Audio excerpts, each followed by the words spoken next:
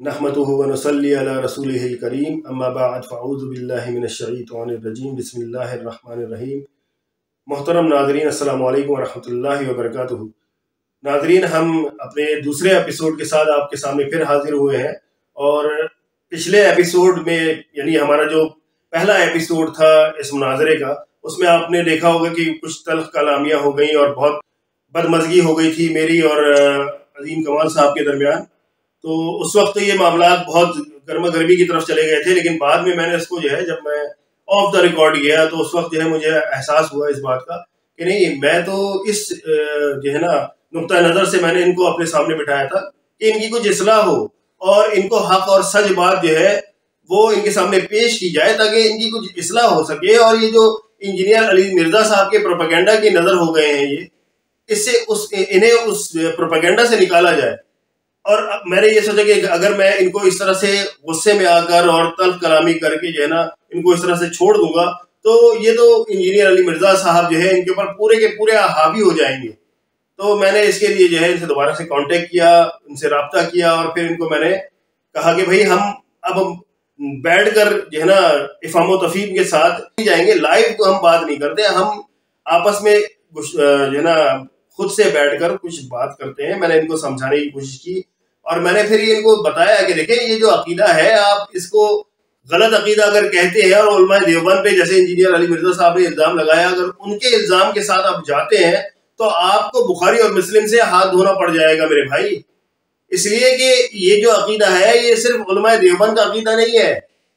Engineer साहब ने सबसे पहले तो जो गलत बयानी की वो ये की कि उन्होंने इस तरह से इस अकीदे को बयान किया जैसे ये अकीदा जो है सिर्फ उलमा देवबंद का गढ़ा हुआ अकीदा है। हालांकि ये बहुत ही बड़ा झूठ उन्होंने कहा है कि ये उलमा देवबंद ने गढ़ा है। तो कितनी अफसोस की बात है, कितनी जुल्म की बात है कि ये उलमा देवबंद के ऊपर सिर्फ उलमा देवबंद की तरफ मंसूब करके इसके ऊपर तानो तशन किया जाए।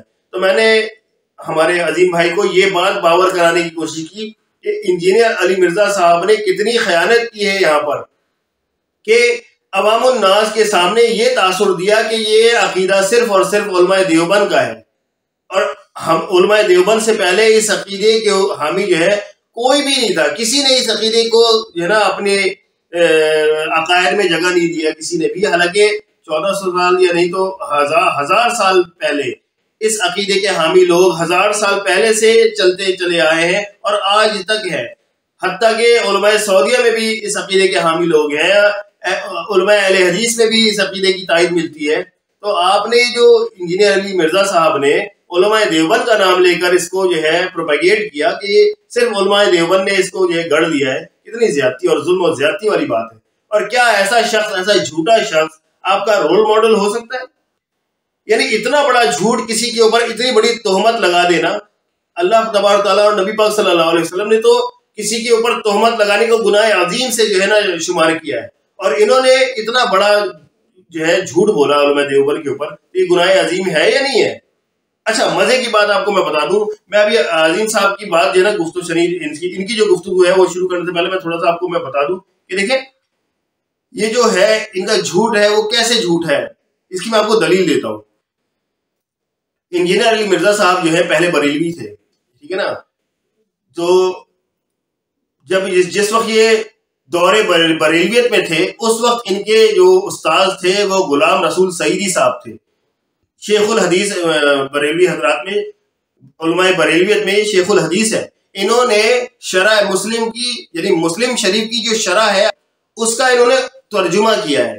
तो मजे की बात यह है कि शरह मुस्लिम के अंदर पूरी की पूरी इस अकीदे की दलील मिलती है। तमाम अइम्मा मुज्तहिदीन मुहद्दिसीन मुफस्सिरीन जो 14 नहीं तो 1000 साल जो अइम्मा मुहद्दिसीन मुफस्सिरीन गुजरे हैं और इस पे जो इजमा नकल होता चला आया है, वो अल्लामा गुलाम रसूल सईदी साहब ने उसको तर्जुमा बाकायदा शरह मुस्लिम का तर्जुमा किया है, जिसमें अल्लामा नववी रहमहुल्लाह ने इसके ऊपर बाकायदा पूरे जितने भी अइम्मा मुहद्दिसीन मुफस्सिरीन मुज्तहिदीन को गुजरे हैं पिछले 1000 सालों दौर में, उन तमाम के जो है ना अकायद इस किताब में यानी शरह मुस्लिम की जो है शरह मुस्लिम में लिखे हैं। और उसमें ये बात वाज़ेह तौर पे नजर आती है कि ये अकीदा सिर्फ उलमा देवबंद का नहीं है, 14,000 साल पुराना अकीदा है। और बड़े बड़े अइम्मा मुहद्दिसीन ने इसको जो है ना इजमा नकल किया इसके ऊपर कि कितनी खयानत वाली बात है, कितनी जो है ना किसी के ऊपर तोहमत लगाना कितनी ज्यादती वाली बात है जो इंजीनियर अली मिर्जा साहब ने की। तो बहरहाल मैं अब अजीम भाई को जो है ना मैं इसके ऊपर जो है दावत देता हूँ कि अजीम भाई अपना मौक़िफ़ बयान करें ताकि अवामुन नास के सामने हक बात को पेश किया जा सके।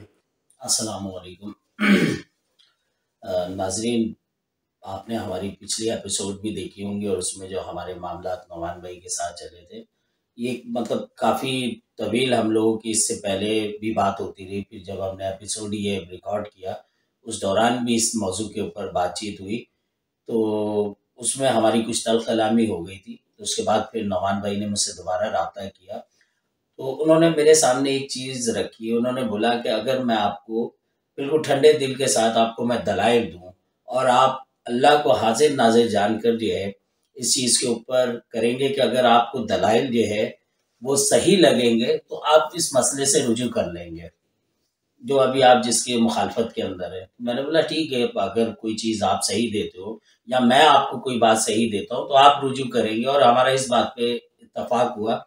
और फिर नौमान भाई ने मुझे अपनी वेबसाइट का भी एड्रेस दिया कि इसके ऊपर जो है इस मसले को लेकर चीज़ें मौजूद हैं, और फिर इन्होंने मुझे हार्ड कॉपी में और व्हाट्सएप पे ये चीज़ें मुझे जो है भेजते रहे, जिसके दौरान ये तकरीबन 2 महीने का पीरियड गुजरा और इसमें मैंने फिर खुद रिसर्च करना शुरू की। अली भाई से हमने जो कुछ सीखा उसके बाद जो मेरा जहन था कि ये मसला जो है आप सल्लल्लाहु अलैहि वसल्लम की कब्र मुबारक में जो मट्टी जो आप सल्लल्लाहु अलैहि वसल्लम के जस्द अतर से मस है वो अर्श काबा और कुर्सी से अफजल है, ये गुमराह कुन जो है अकीदा है, ये हमारा रहा। और मैं इसी चीज़ के ऊपर बिलीव करता था कि ये इससे पहले किसी का अकीदा नहीं रहा। ये सिर्फ जो है उलमा देवबंद इस चीज़ को लेके आए, जिसमें अली भाई ने बताया कि इनकी किताब मुहन्नद अल मुफ़न्नद के अंदर ये अकीदा इन लोगों ने दर्ज किया और ये लोग तमाम देवबंद इसी के ऊपर हैं, और ये इसको जो है अपनी किताबों के अंदर पढ़ाते भी है, जिसके अंदर उन्होंने तबलीगी जमात की जो किताब है फ़ज़ाइल अमाल उसके अंदर भी इसको पढ़ाया जाता है। तो हमें शौक़ हुआ, ज़ाहिर सी बात है अल्लाह रब्बुल इज़्ज़त की जब शान का मामला आता है वो बहुत ज़्यादा बढ़तर है, और आप सल्लल्लाहु अलैहि वसल्लम की भी अज़मत ये है उसका तो ज़ाहिर सी बात है बहुत ज़्यादा है, मगर जब अल्लाह रब्बुल इज़्ज़त का मामला आता है तो हम मतलब ज़हनी तौर पे इस चीज़ को कबूल नहीं कर पाते कि अल्लाह रब्बुल इज़्ज़त से चीज़ें मंसूब है वो कैसे अफजल तर हो सकती हैं। तो ये उस वक्त तक जहन था हमारा। फिर जब नौमान भाई ने देना शुरू की, उन्होंने बताया कि सबसे पहले तो आपकी मैं ये इस्लाह कर दूं कि ये अकीदा पहली दफ़ा का नहीं है, इसकी पूरी 1400 साल की हिस्ट्री है। 1400 साल में से 11 और 1000 साल का तो वो है जिसमें मुतवातिर तमाम मकातब फ़िक्र, चाहे मालकी हो, शाफ़ी हो, हम्बली हो या हनफी हो, सबके यही अकायद रहे।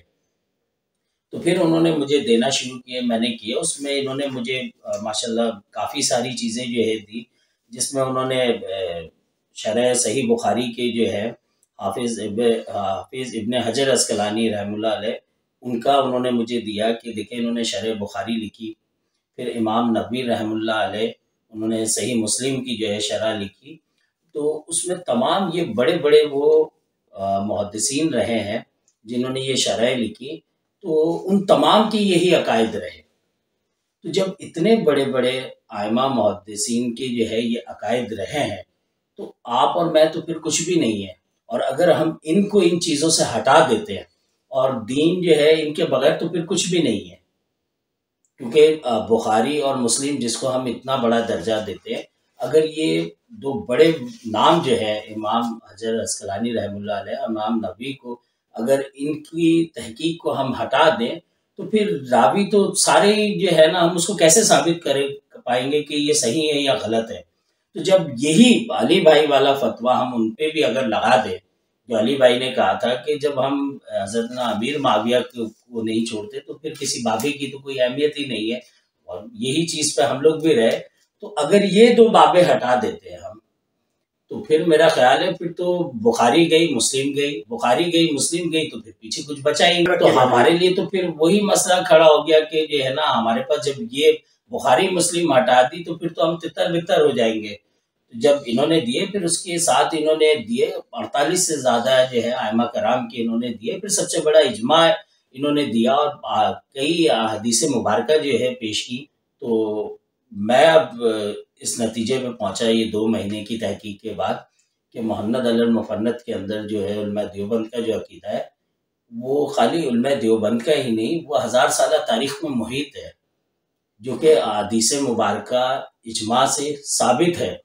और मैं इसको कैसे इनकार करूं, क्योंकि मुझे अल्लाह के नबी की वो हदीस याद आती है कि मेरी उम्मत जो है वो गुमराही पे कभी जो है एक साथ जो है मुत्तफिक नहीं हो सकती।